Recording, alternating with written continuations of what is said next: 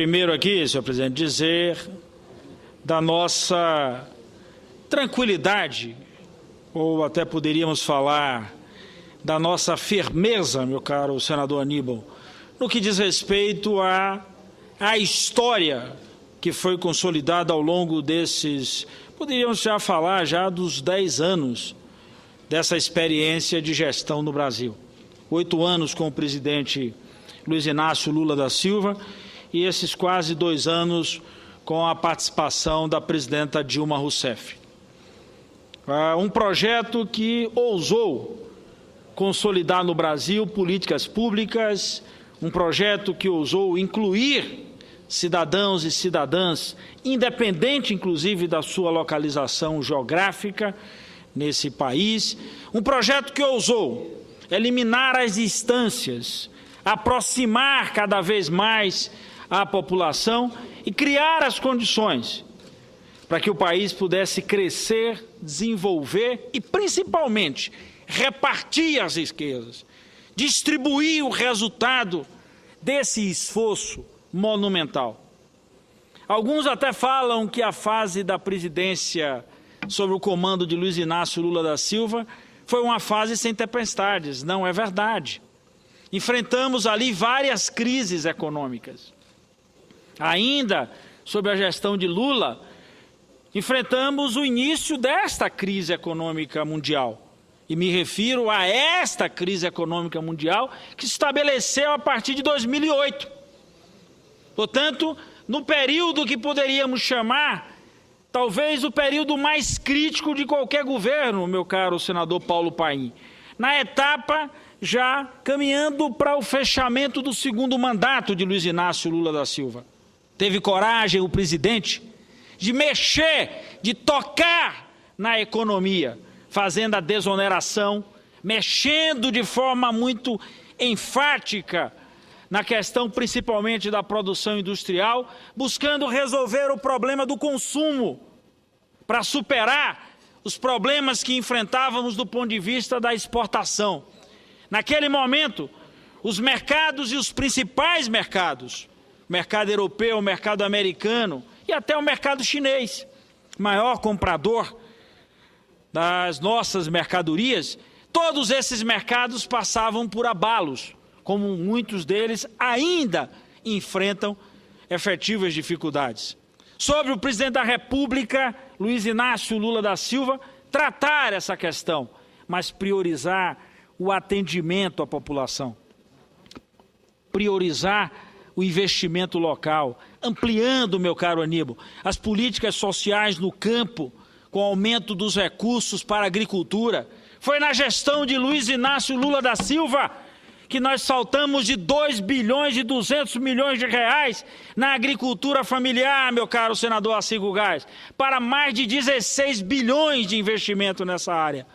Entendendo ser importante colocar no campo brasileiro investimento para que essa produção pudesse chegar à mesa e, ao mesmo tempo, através desse trabalho, cada agricultor pudesse ter na sua mesa, a partir do suor do seu rosto e dos calos nas suas mãos, a possibilidade do seu sustento.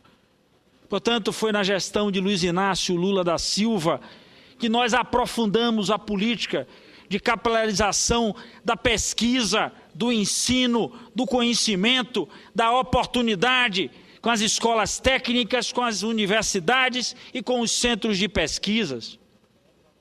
A minha velha Bahia passou 60 anos com uma única universidade. 60 anos com uma única universidade. Eu costumava dizer que a Universidade Federal da Bahia não pegava a BR, não saía da ponta que avança para o mar, que é a cidade do Salvador. Hoje eu posso falar do desejo hoje realizado do sertanejo que vive na região oeste. Nós vamos ter a Universidade do Oeste com 4 campos. Da realidade do povo do Recôncavo. Como diz o nosso Caetano Veloso, o vapor de Cachoeira não navega mais no mar. De uma triste Bahia, agora restabelecida. Não há mais necessidade do vapor de Cachoeira descer a Salvador para que o seu povo possa estudar, porque a Universidade do Recôncavo chegou à Cachoeira. A universidade se instalou com 4 campos na região do Recôncavo e hoje vivenciamos a sua ampliação. O Velho Chico, o Vale do São Francisco, com a primeira experiência de universidade federal em 3 estados, meu caro Wellington Dias, inclusive no Piauí, Pernambuco, Bahia e Piauí, numa experiência inédita, produzida pelo metalúrgico, pelo analfabeto, como todo mundo chamava, Luiz Inácio Lula da Silva, que teve a proeza de acatar a proposta e fazer funcionar a primeira universidade brasileira em 3 estados. Que essa universidade não instalada em 3 capitais. Essa universidade instalada em Juazeiro, Petrolina, São Raimundo no Piauí.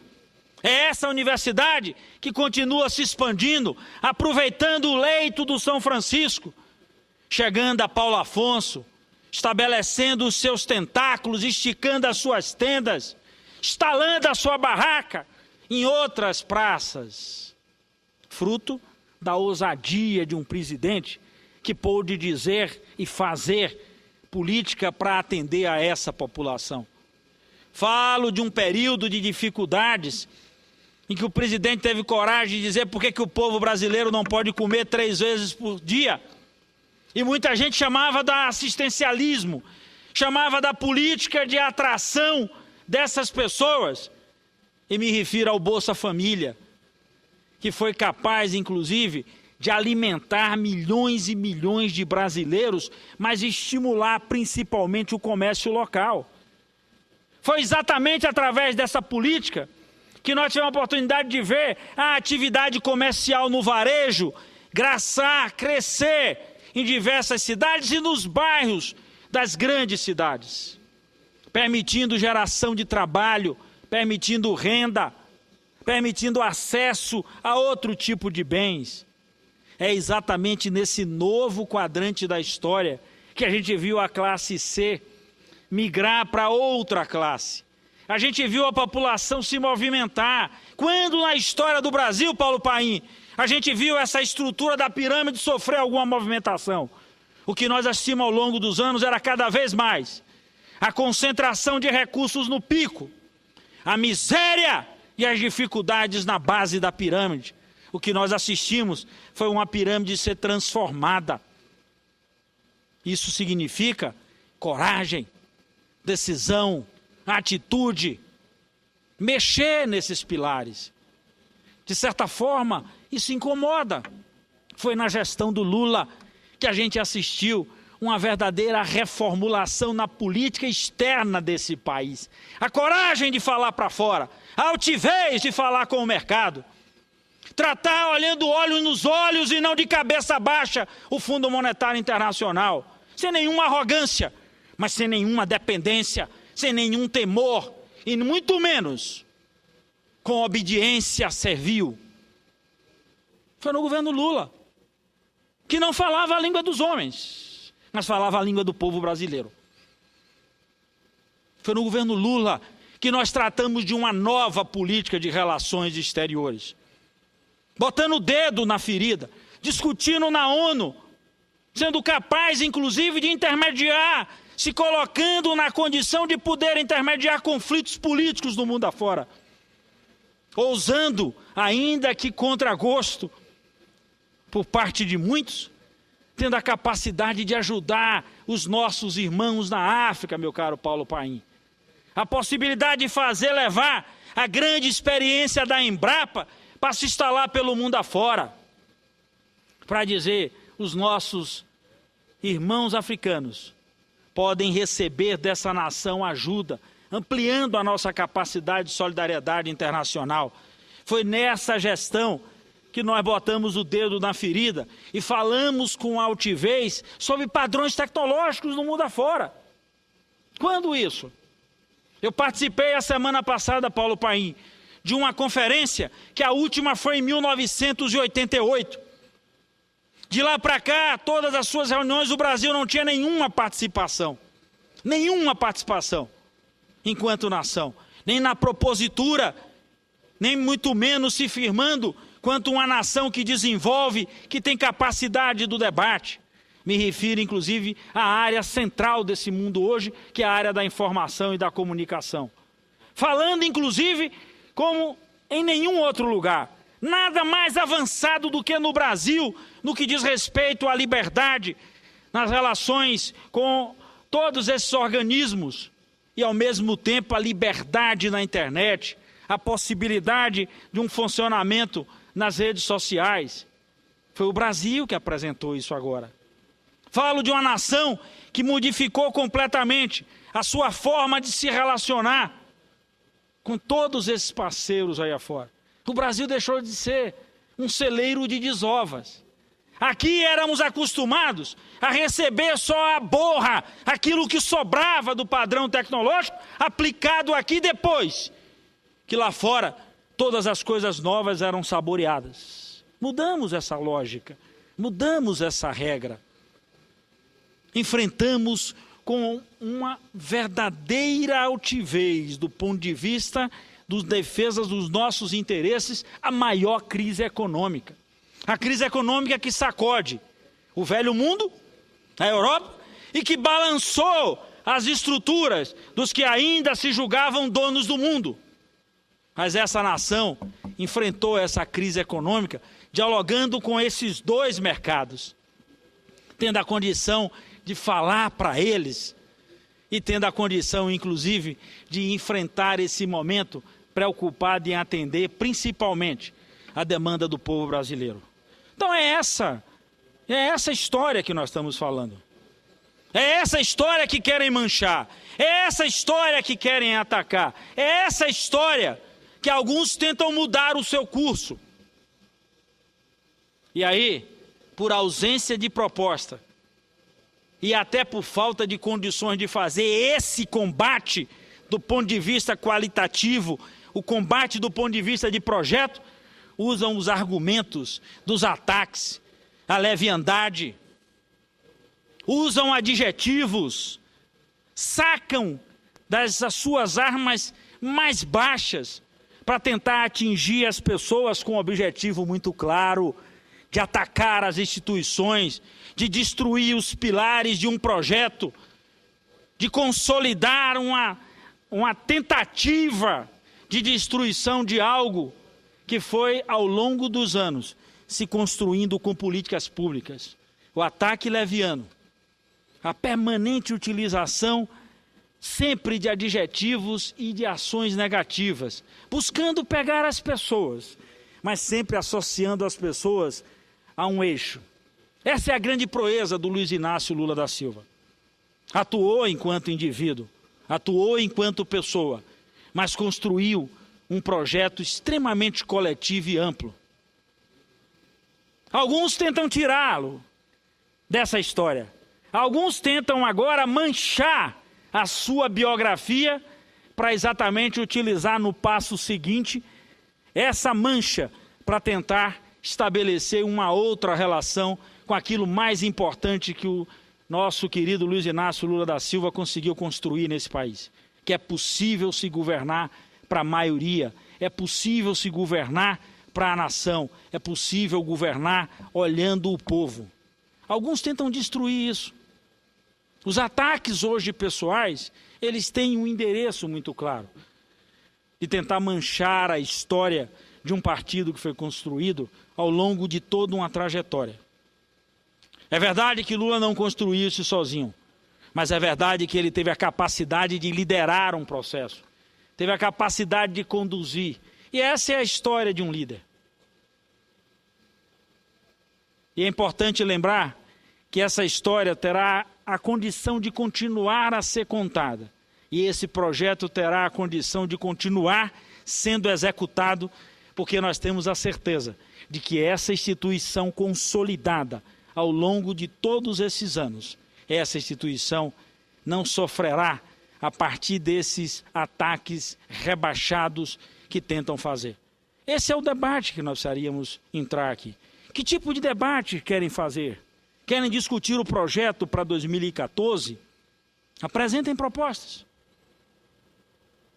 Façamos um debate sobre qual é o eixo de governo hoje liderado pela presidenta Dilma Rousseff. Contestem a sua ação, inclusive, na própria questão da política econômica.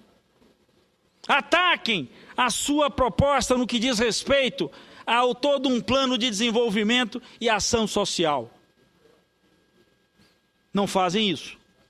Optam por fazer exatamente a leviandade através das ilações e principalmente das adjetivações. Esse é um debate que é importante que nós façamos, o debate de projeto, que tipo de nação nós queremos, o que é que faremos daqui para diante. Não é um debate permanentemente eleitoral, nós precisamos debater o futuro das gerações desse país e não o futuro das eleições.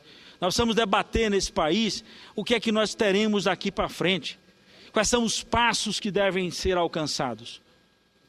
É importante que nós façamos isso, e é isso que ao longo de toda essa trajetória fez o meu companheiro Luiz Inácio Lula da Silva, tendo a coragem de botar o dedo na ferida, tendo a coragem de fazer a discussão de que era possível promover as transformações nesse nosso Brasil.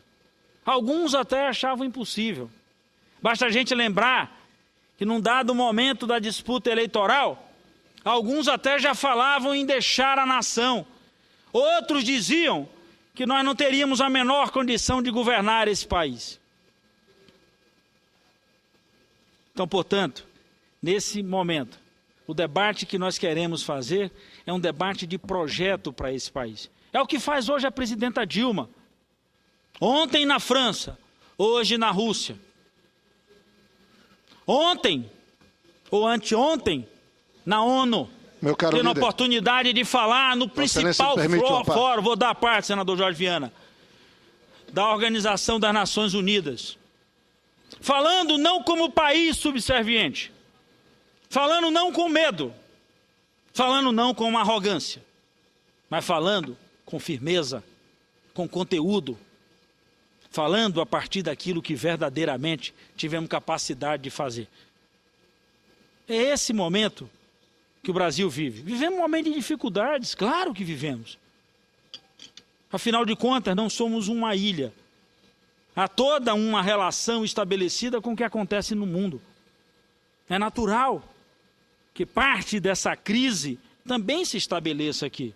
É natural, pelas suas ligações, pelas relações, que essa crise também provoque dificuldades entre nós. Mas é exatamente a forma de como tratar isso, senador Jorge Viana. E essa é a maior contribuição que esse sujeito, Luiz Inácio Lula da Silva, deixou para a gente. Essa é uma contribuição que a nossa presidenta Dilma toca nesse país. E quero me referir a uma coisa mais importante, a das principais mudanças. Além de todas as coisas que foram construídas enquanto políticas públicas desses 8 anos e os 2 anos da presidenta Dilma. A maior transformação foi entender que as instituições, elas precisam funcionar independente dos governantes. Essa é a maior transformação, que chamo de imaterial, senador Jorge Viana. Essa é a maior mudança. Como disse aqui, é uma parte que tive a oportunidade de fazer ao senador Lindbergh Faria. É nessa gestão que a gente verdadeiramente abre todo o cadastro, abre todas as páginas da nossa história, o acesso a esse acervo, para conhecer o que nós fizemos, ou que enquanto nação, lá atrás, para conhecer o que estamos fazendo hoje e para preparar o caminho do que faremos amanhã. Uma parte, senador Jorge Viana. Meu caro senador Walter Pinheiro, nosso líder, queria cumprimentar Vossa Excelência, que tem uma história também que se confunde, uma história de vida com a redemocratização do Brasil e que engrandece o Congresso com sua atuação na Câmara e agora aqui no Senado. E Vossa Excelência tem autoridade pela vida que leva, pelo exemplo de vida que é, de vir aqui fazer essa defesa contundente do nosso presidente Lula, do nosso governo, da presidenta Dilma, das instituições do Brasil e da seriedade no trato, inclusive dos problemas. Eu queria me associar a Vossa Excelência porque, primeiro, deixando claro algo para todos que estão nos acompanhando na TV Senado, na Rádio Senado, e que isso possa constar nos anais do Senado Federal. Eu não conheço nenhum cidadão brasileiro, nenhum, nunca conheci e certamente não vou conhecer em vida, que tenha tido uma vida tão vasculhada, tão acompanhada, tão monitorada e tão fiscalizada como o presidente Lula, dele e de seus familiares. E eu não estou falando no período que ele foi presidente, a vida inteira foi monitorado pelos militares, foi acompanhado pela imprensa, permanentemente, no seu papel legítimo da imprensa de acompanhar a vida dos homens públicos. Faz um governo histórico, muda a realidade do Brasil, diante dos brasileiros e do mundo. E aí, deixa um legado que o Brasil buscava há décadas, uma herança bendita para a presidenta Dilma, que, mesmo diante da crise econômica, faz com que o Brasil esteja numa situação muito melhor do que outros países que já são tidos como desenvolvidos, que estão no outro padrão. E aí, passado esse período, primeiro tentaram transformar seu legado numa herança maldita. Não conseguiram. Antes disso, tentaram interromper o seu projeto político, derrotando a presidenta Dilma. Não conseguiram. Tentam transformar seu legado numa herança maldita. Não conseguiram. Agora, a intolerância de uma elite, com a conivência de alguns que vêm com a roupagem de democratas, e especialmente com o envolvimento de um esquema que envolve a elite que era milionária e ficou bilionária durante o governo do presidente Lula, não porque o presidente Lula criou mecanismos específicos para isso, mas por conta do Brasil que o presidente Lula fez acontecer, agora vem carregado de uma intolerância tentando destruir sua biografia. Não aceitam o presidente Lula nem como ex-presidente. É óbvio que a gente entende, e eu vou falar daqui a pouco, estou inscrito sobre esse mesmo tema, queria agradecer Vossa Excelência a parte, a gente entende que alguns não se conformam de estar 10 anos fora do poder. E não se conformam com a perspectiva de ficarem mais tempo ainda fora do poder, porque o Brasil está indo bem. Tem problema sim, o povo brasileiro tem problema sim, tem coisa para ser feita, para ser consertada, para ser melhorada, para ser mobilizada, é fato. Mas fazem muitas décadas que o Brasil não vive prosperidade, com inclusão social, crescimento econômico, diminuição da destruição dos recursos naturais e melhor de tudo, com a autoestima do povo brasileiro de volta. Então, caro senador Walter, o que eu queria deixar aqui para finalizar essa parte, lamentando, é que talvez não tenha na história do país um governo que tenha fortalecido tanto as instituições para que a gente possa ter o combate à corrupção como fez o governo Lula. Qual foi o governo desse país que mais fez pela Polícia Federal? Não conheço outro que não tenha sido o presidente Lula. Qual foi o governo desse país que mais respeitou as regras, a Constituição e as instituições do que o governo do presidente Lula? Todos apostavam que ele iria seguir os seus antecessores, mudando a lei, ele que era o mais popular presidente da história, para poder se beneficiar e concorrer ao terceiro mandato. Não o fez, cumpriu a Constituição, não procurou mudá-la, não fez uso da popularidade que tinha. Fortaleceu o Supremo, o STJ, todas as instituições, respeitou o Ministério da Justiça. Fez tudo isso. Para quê? Para agora estar pagando esse preço. Então eu acho que o Brasil inteiro, que conhece a história, a biografia de Lula, que conhece a realidade real desse país, da hipocrisia, dos corruptos que fazem discurso moralista, eu acho que vai saber separar, senador Walter, a figura extraordinária do presidente Lula, esse patrimônio.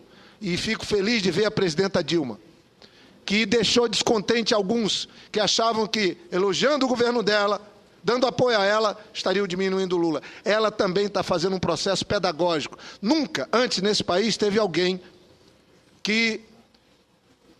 que trata com tanto respeito quem a ajudou a chegar na presidência da República, como a presidenta Dilma. Se reúne uma vez por mês, não para saber o que faz ou não, com a independência de presidente, mas respeitando quem ela sucedeu. E eu acho que é isso que é importante para o país. Encerro dizendo, e vou falar da tribuna, acho que, inclusive, que não é adequado que a gente coloque agora questionamentos sobre o próprio presidente Fernando Henrique.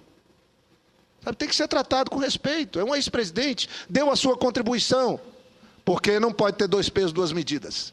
O que está sendo feito com o presidente Lula, que é uma injustiça, é um desrespeito, é um misto de hipocrisia, com uma série de outros adjetivos, não pode ser motivo para se fazer algo com o ex-presidente Fernando Henrique. Não vamos cometer o mesmo erro que estão cometendo conosco. Então, parabenizo Vossa Excelência e vou já, na minha inscrição, subir à tribuna para também deixar minha contribuição nos anais do Senado do respeito que o Brasil tem. Porque eu sei que está cheio de brasileiros que queriam estar aqui defendendo o presidente Lula. Como nós os representamos, nós estamos fazendo. Parabéns, senador Walter. Obrigado, senador Jorge Viana. Quero encerrar, senador Aníbal, dizendo uma coisa importante. Eu atuei a vida inteira numa das áreas muito cara para todos nós. A minha primeira militância, senador Aníbal, ainda quando estudante, era exatamente na defesa da democratização dos meios de comunicação. Um momento muito difícil, defendendo liberdade, acesso à informação, no momento em que a gente vivia todo um cerco. Portanto, a nossa vida foi lastreada desse lado. E continuamos assim, defendendo pleno e total. Liberdade não tem nem liberdade a mais, nem liberdade a menos. Liberdade é liberdade. De expressão, de acesso à informação, ao conhecimento e, principalmente, a plena e total democratização dos meios de comunicação. Então, continuamos nisso. Foi assim que nós construímos a nossa história. Pertencemos a um partido que não é um partido de santos. Nós não temos um partido de anjos, nem de santos. Temos um partido de homens, homens e mulheres, que cometem erros e que cometem acertos. É importante que as pessoas tratem desse jeito. Então, portanto, quando fizerem qualquer tipo de julgamento, levem em consideração isso. Nós estamos tratando com homens e mulheres que dedicaram ao longo da sua trajetória as suas vidas na luta pela democratização, na luta pelo acesso, na luta pelas mudanças das condições, inclusive sociais, em nosso país. Volto a insistir, poderíamos até ter cometido erros. Os erros devem ser analisados e tratados a partir exatamente do que cada elemento comete. Mas nós não podemos permitir que as pessoas construam a partir desse ou daquele erro uma tentativa de atacar instituições que consolidaram o país, um outro caminho em nosso Brasil. Você sabe muito bem do que nós estamos falando, do combate ao racismo, do combate à intolerância, do combate ao preconceito. Essa é a consolidação mais importante que nós temos no Brasil hoje. Essa é a mudança mais importante, a transformação imaterial que esse país consegue viver. Óbvio que, do ponto de vista material, tem muitas conquistas, mas essa é a mais importante que nós consolidamos em nossas vidas. É isso que, de forma tranquila, pai, podemos chegar para os nossos filhos, ou até os nossos netos. Eu que devo ser avô, pelo menos de uma já, e estamos mais 3 a caminho, portanto, devo ter 4 netos. Posso falar tranquilamente para eles da contribuição, dos momentos e daquilo que buscamos construir nesse país, para construir um país justo, com cobertura, com universalização e, principalmente, com respeito a todos os cidadãos. Obrigado, senhor presidente.